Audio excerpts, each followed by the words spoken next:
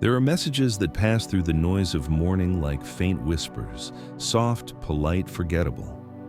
And then there are those that seem to touch something beneath the surface, like a hand brushing against the edges of a dream you can't quite remember.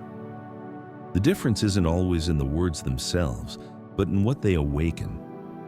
Somewhere between the simple act of saying good morning and the deeper longing to be remembered, there lives an invisible thread, a spark that once lit can travel through the mind and settle in the heart long after the phone screen fades to black.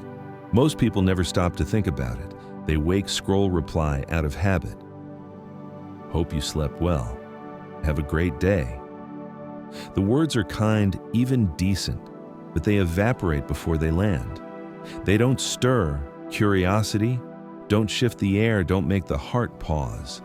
They're like pebbles dropped into an ocean, gone before the ripples even reach the surface.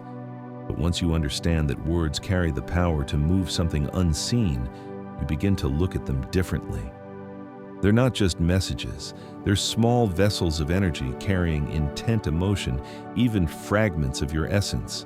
Carl Jung once wrote that words are symbols, keys that can unlock doors hidden deep in the unconscious. When you begin to grasp this, you realize that language is not a tool of communication, it's a bridge. Every syllable you send can either cross into someone's emotional world or fall flat against its walls. The question is never simply, what should I say? But what am I awakening? There's a certain tenderness in the act of crafting a message, not as strategy, but as art. It's the art of presence, of awareness, of emotional resonance. Most people rush to be seen, but very few take the time to see. And yet the paradox is that the ones who truly see are remembered. Perhaps you felt it before, that quiet ache when you send something from the heart, waiting, watching, and the screen stays silent. No reply. Not even a small blue check mark to mark your existence. You tell yourself it doesn't matter, but it lingers. Not because of pride, but because it felt like a part of you went unanswered. And maybe it wasn't his indifference that stung, it was the emptiness that followed the realization that your words had nowhere to land. But what if it wasn't about him at all? What if it was about the message, its tone, its energy, its hidden language? Many women write from a place of sincerity, yet their words carry an unconscious undertone of need. Good morning, handsome. Hope you have a wonderful day. I just wanted to say hi. Sweet, yes. But beneath the sweetness is an unspoken offering. I'm here waiting for you. I'm already invested. You don't need to earn this. What he hears isn't desperation. It's availability without mystery.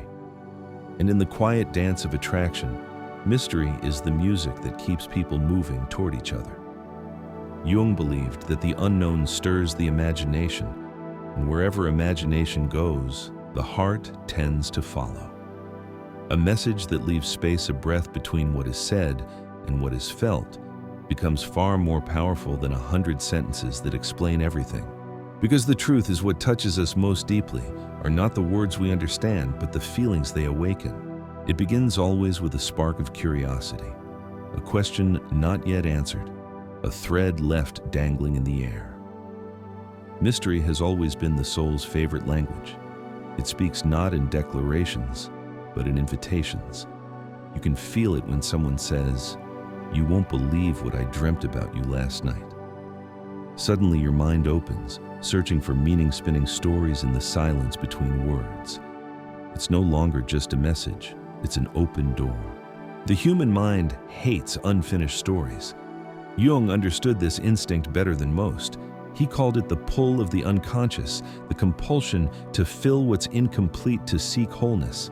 And so, a message that hides more than it reveals doesn't frustrate the imagination. It feeds it. It invites the other person into participation, into co-creation. He begins to wonder, to fill in the gaps with his own emotions, his own fantasies. And just like that, you're no longer a name on his screen. You become a presence in his inner world. But mystery alone isn't the whole picture. There's another current running beneath the current of emotion. If mystery awakens the imagination, emotion anchors the connection. The words that last aren't the ones that dazzle, but the ones that feel alive. A message like, "I hope today brings you success." "What's your biggest dream right now?" doesn't sound like a flirtation, yet it cuts through the noise. It touches the place where he's most human. Because everyone deep down wants to be asked about their dreams, not their deadlines, not their schedules, but the thing that lights the fire inside their chest. And when he answers, it's not the information that matters. It's the moment of exchange, the way you hold space for him to open. You listen, you reflect, you honor. That's how connection takes root, not through performance, but through attention. The world is full of people who want to be adored, but almost empty of people who want to understand. When you become the one who understands, you change the entire rhythm of his emotional landscape.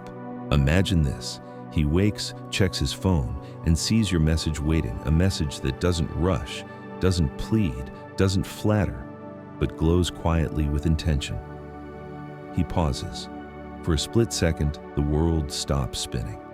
His breath catches because he feels something, and he doesn't even know why. That is the power of emotional precision. You didn't send a text, you sent resonance. It's strange how often we think love is about grand gestures, when in truth, it's built in moments like this, a sentence that lingers, a pause that holds meaning, a question that makes someone see themselves through gentler eyes. Jung said that we are moved not by events, but by our interpretation of them.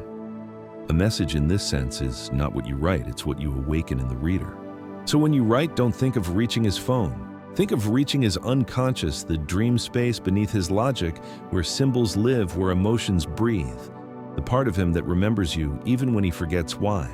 And it's here in this subtle interplay between curiosity and emotion, between mystery and sincerity, that something alchemical begins to form a language not of strategy, but of soul. There's a quiet magic in words that make the mind travel.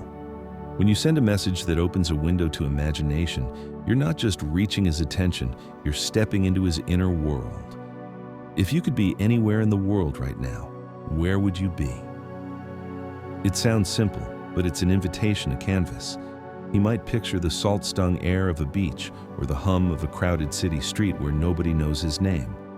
Wherever he goes in that vision, your presence drifts alongside, invisible but felt. That's the secret. Most overlooked emotion follows imagination. When he envisions a place that soothes or excites him, and you're woven into that picture even by implication, you become emotionally linked to the feeling itself. Desire isn't born in logic. It's born in association, and the more vividly he imagines, the more deeply he feels. When he answers, resist the urge to close the loop too quickly. Don't reply just to acknowledge, reply to expand.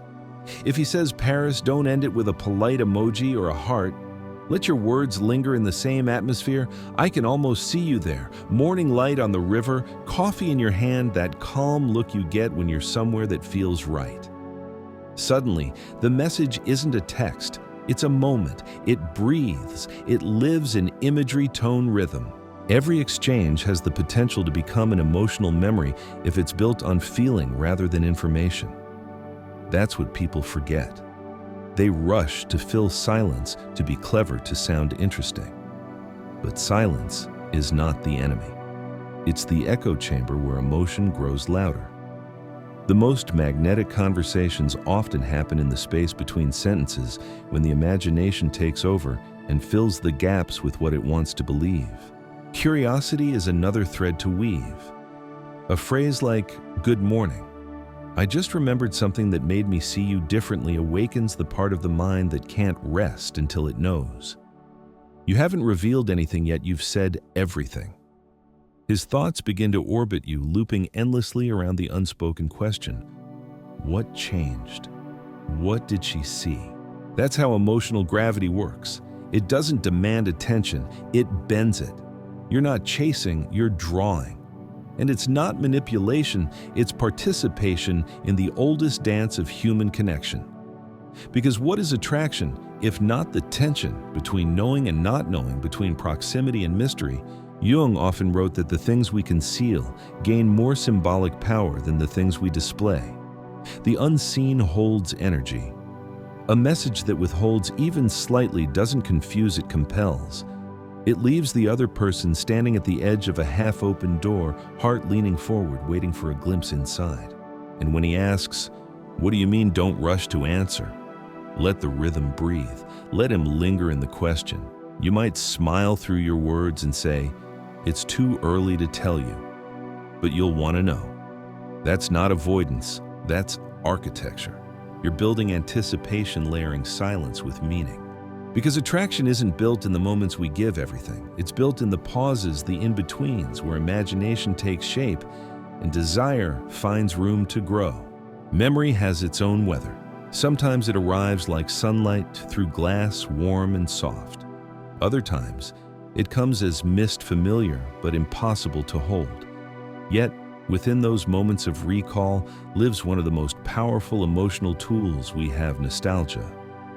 The past, when touched, gently opens doors that logic cannot.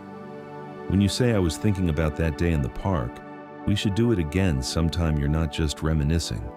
You're awakening the emotional echo of a memory that still lives somewhere in him. Nostalgia works like scent, subtle, invisible, and deeply personal. Jung called it the return of the archetype, the resurfacing of something ancient and emotional that connects us to who we once were. A simple message can summon that energy in an instant, transforming text into time travel. For a moment, he's back in the warmth of that day, hearing laughter, feeling sunlight, remembering how it felt to exist beside you without trying. And even if the memory isn't real, it can still hold truth. You could write, "I woke up imagining a walk by the sea, the sound of waves, the air a little cool, and for some reason you were there." It doesn't matter that it hasn't happened. The emotion it stirs is real. Because in the unconscious, imagination and memory often share the same home. What we feel while imagining something can leave a mark as lasting as what we've lived. This is how emotional anchoring begins, not through control, but through resonance. The past and the imagined future become mirrors reflecting how the present feels. When you craft a message that blends them, you invite him into an emotional landscape that's bigger than the ordinary. He doesn't just think of you, he feels you. But nostalgia isn't the only thread to weave. There's also the quiet art of recognition, the kind that says, "I see you not as everyone else does, but as you are when you think no one's watching." Compliments, when sincere and specific, are like keys. They open doors that generic flattery never reaches. It's one thing to call a man handsome. It's another to say, "The way you find something to laugh about in every situation, that's what I love." Such words are small but alive. They tell him you're paying attention not to the image he shows the world, but to the subtler rhythm beneath it. And people are drawn to those who notice them in ways they didn't even notice themselves.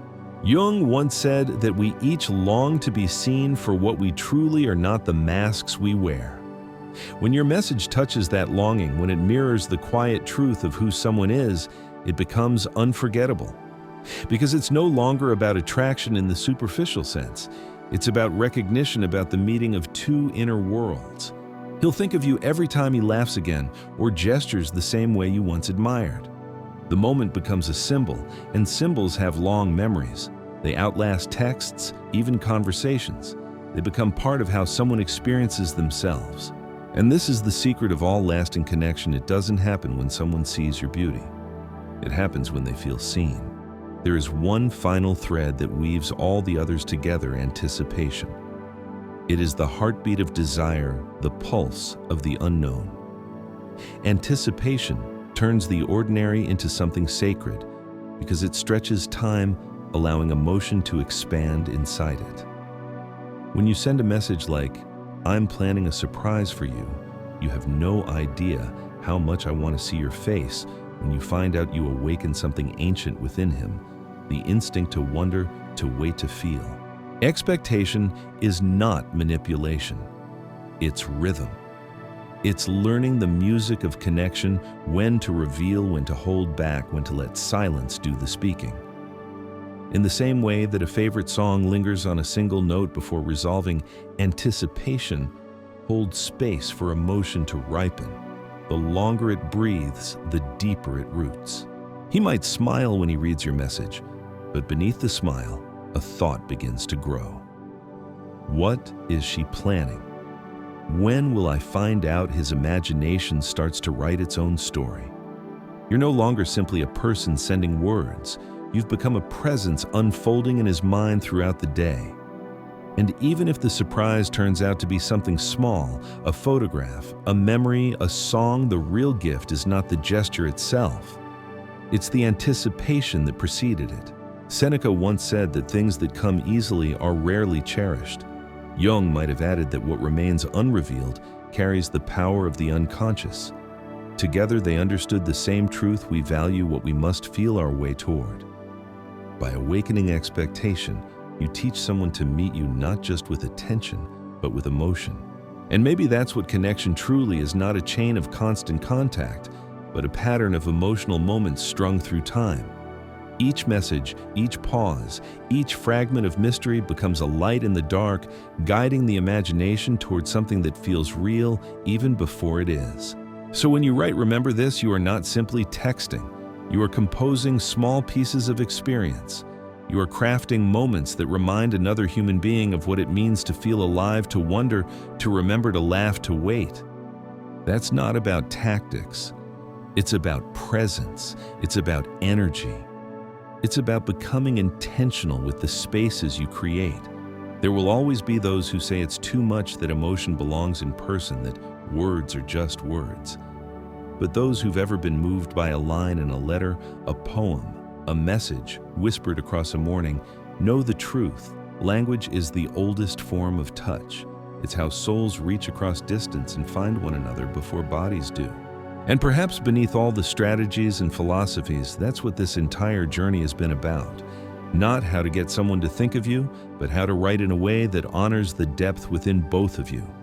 How to let words become living things, symbols, as Jung would say, that bridge the conscious and the unseen. So the next time you type, "Good morning," pause. Feel it first. Let the emotion behind it take shape: curiosity, tenderness, mystery, joy.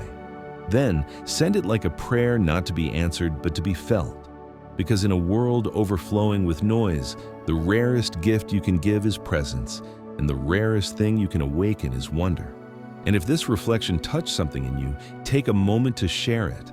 Like, subscribe and leave a comment about the message that once made you feel truly seen. Because stories grow stronger when we share them, and sometimes all it takes is one word whispered with meaning to change the way someone begins their day.